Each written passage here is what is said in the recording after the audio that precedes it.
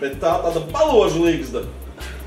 Tā oliņa var izkrist pat vairākiem caurumiem ārā.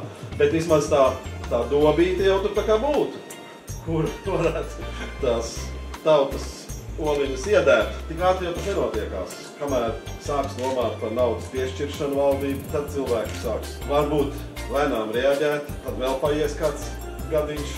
Bet nu jācer, ka vismaz nākošu gadu mums, ņemot vērā, ka tā tomēr ir tāda līgzdiņa, kas pagaidām ir tukša, bet ka pa nākošo gadu mēs tur kādas oliņas varēsim sadēt.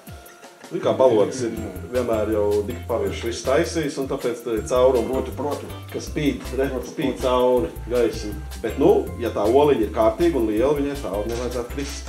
Viens gabaliņš ir jau kā tāda maza sudraba oliņa, lai tas būtu tas pirmais latu miljons mūsu demogrāfijas budžetā nākošam gadam.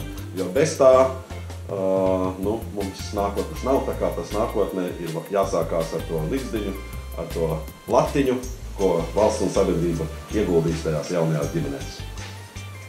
Laimīgi jauno!